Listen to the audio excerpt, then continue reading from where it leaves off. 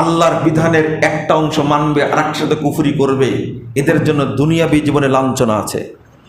দীর্ঘ 18 বছর কলা কৌশলে মানুষ হত্যা করে ক্ষমতা আঁকড়ে থেকে এই মানুষটার এখন ইঁদুরের গর্ত পাওয়া যাচ্ছে না থাকার মতো। আপনি ভাবতে পারেন, বিশাল প্রতিষ্ঠিত একটা দল, একবারে নাজেহাল অবস্থা, নেতারা জেলখানায় আর নেত্রী দিল্লিতে, 45 মিনিট সময় পেয়েছে। এটা তো মনে হয় অপমান না, তাই না? না না, এটা অপমান না আপনাদের কাছে। বাংলাদেশের মনে হচ্ছে লজ্জা আছে, তো অপমান হবে কি করে এরা? বুঝেননি কথা? আল্লাহ বলছেন ইল্লা ফিজহুম ফিল হায়াতিদ দুনিয়া, দুনিয়াবী জীবনের লাঞ্ছিত হবে, অপমানিত হবে। যারা এই পথে গেছে তাদেরকে অপমান ভোগ করতেই হবে, করতেই হবে, করতে হবে। এটা আল্লাহর ওয়াদা, ফাইনাল। এটা ওয়া ইয়াউমাল কিয়ামাতি ইউরাদ্দুনা ইলা আশাদ্দিল আযাব। মাত্র 2-3 দিনের মধ্যে 2000 মানুষকে হত্যা করে একবার শেষ করে ফিলিস্তিনের চেয়ে কঠিন অবস্থা হয়ে গেল বাংলাদেশটা। সাহস কত, ক্ষমতা কত রে ভাই, ক্ষমতা কি? বক্তব্য দিলেই হলো আমি বঙ্গবন্ধুর বেটি। আবার আপনারা রাজনীতি করতে চান, তাই না? আমাকে বলে মুজাফফর সাহেব আর আকিদা মানহাজের কতদিন ওয়াজ করবেন? বুঝেননি কথা? কথা তো ঠিকই, এখন তো একটা টাইম আসছে মন্ত্রী হওয়ার, তাই না? ভোটে দাঁড়ায় গেলে তো একবারে ভোট দিয়ে দিবেন আপনারা, আমরা কি হয়ে যাব? মন্ত্রী হয়ে যাব। আর দেশটা তখন কি হয়ে যাবে? সৌদি আরব হয়ে যাবে। আপনাদের টার্গেট এটা। আমি বললাম যে ভাই, আপনারা মন্ত্রী হয়ে এমপি হয়ে কি করলেন? আমরা তো হইনি। টিটকারি করে যে আকিদা মানহাজের দাওয়াত আর কতদিন দিবেন? আমি বলেছি 9000 বছর দেব ইনশাআল্লাহ। যদি নূহ আলাইহিস সালাম দেন 950 বছর, তা আমাদের তো অবশ্যই 9000 বছর লাগবে। কি ভাষাটা বলছে আমাকে, আর কতদিন আকিদা মানহাজের দাওয়াত দিবেন? আমি বললাম আপনার দাওয়াত দিয়ে কি করলেন? এতদিন যাবে ক্ষমতায় থেকে পালানোর আর জায়গা নাই। এখন মন্ত্রী হয়ে এই আনিসুল হক সাহেব আইন মন্ত্রী, যে সিবাই সিবাই কথা বলতো, হায় হায় সব পাওয়ার গেছে। কি আপনারা বুঝেননি এখনো? ইল্লা খিজিউম ফিল হায়াতিদ দুনিয়া। দেখতে দেখতে 15 বছর, সামনে আরো 5 বছর। মানুষ বাঁচে কয় বছর? রাওয়াহু আবাদুল কাদের। কি শোনেননি আপনারা? এটা দাপট। আল্লাহ বলছে ইল্লা খিজিউম ফিল হায়াতিদ দুনিয়া। খবরদার অহংকার করবেন না। আপনারা বগুড়ার মানুষ তো, তারেক রহমান সাহেব আসবেন খুব তাড়াতাড়ি, অপেক্ষায় থাকেন আপনারা। মানুষের উপরে জুলুম করেছেন, শাস্তি পাবেন। ইল্লা খিজিউম ফিল হায়াতিদ দুনিয়া। আমি যে জায়গায় গেছিলাম আপনি ওই জায়গায় এবার আসেন। ব্রেনটা একটু খুলে নিলাম, যে কথাটা বলবো এই বলার জন্য বারবার খালি খোঁচা দিচ্ছে আপনার ব্রেনটাতে, যে ঢোকে কিনা দেখি। শরীয়তের কিছু নিয়ে আর কিছু বাদ দিয়ে অন্যর কিছু নিয়ে আপনি একটা সুন্দর পথ তৈরি করতে চাচ্ছেন, তাই না? যাচ্ছেন না? খুব কষ্ট করছেন যে এই রাষ্ট্রটাকে কিভাবে আমেরিকা বানানো যায়, তাই না? 2 বছরে দেশটাকে আমেরিকা বানায় দেব বলছে না কথা? সিঙ্গাপুর বানায় দেবে বলছে, অস্ট্রেলিয়া বানায় দেবে, কানাডা বানায় দেবে। তো আল্লাহ বলে দিছে আপনাদেরকে, হ্যাঁ তোমরা করো। এই 2টা মিলে আপোষ করে আল্লাহ বলছেন ইউরিদুনা আইয়াত্তাখিযু বাইনা যালিকা সাবিলা। এই 2টা মিলে একটা সুন্দর রাস্তা তৈরি করব। আল্লাহ বলছেন উলাইকা হুমুল কাফিরুনা হাক্কা। এরাই অরিজিনাল কাফের, এরাই অরিজিনাল কাফের, এরাই ফ্রেশ, একবারে নগদ কাফের। আপনি কি বুঝতে পারলেন? একটা 2টাকে মিলানোর সুযোগ নাই, একটাই। কিছু নিতে পারবেন না আপনি, ইসলাম থেকেই নিতে হবে।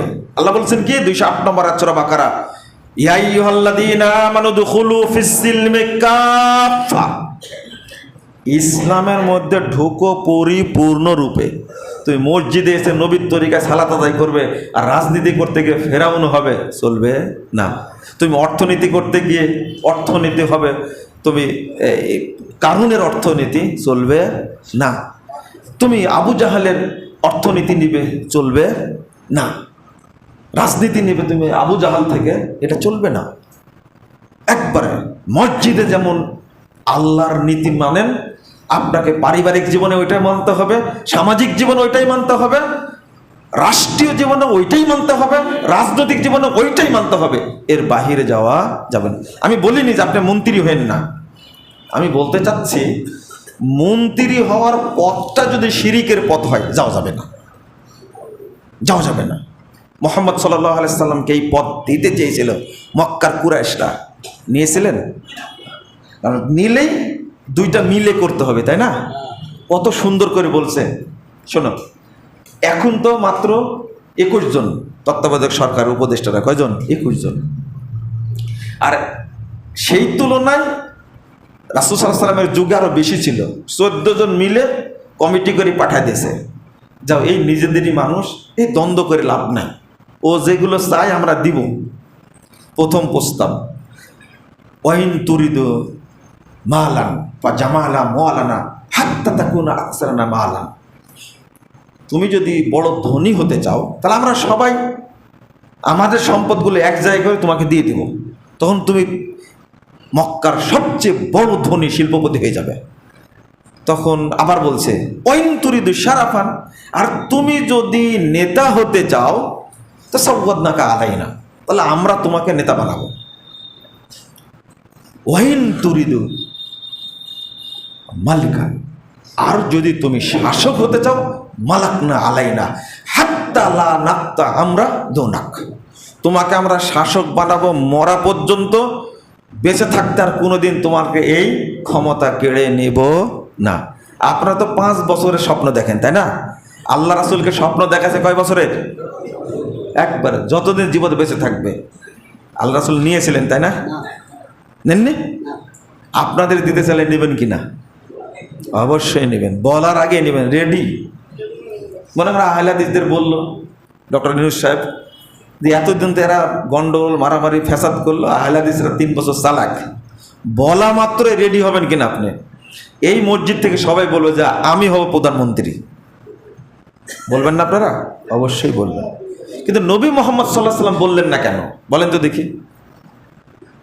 আল্লাহর নবী যদি রাষ্ট্রপতি হন, তাহলে প্রধানমন্ত্রী আবু জাহাল হবে, এতে কোনো সন্দেহ আছে? ধর্ম উপদেষ্টা হবে কে? আবু বকর রাদিয়াল্লাহু আনহু।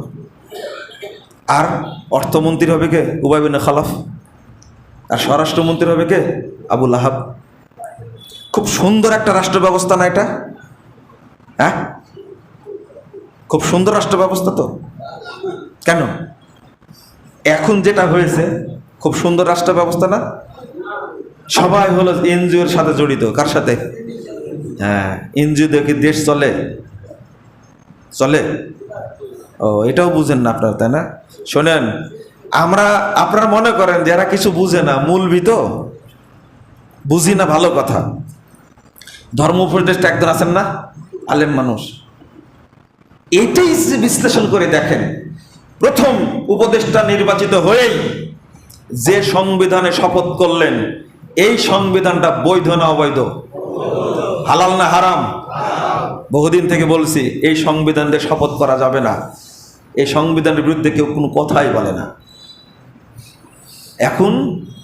এখন দাবি উঠেছে সংবিধান বাতিল করতে হবে, তাই না?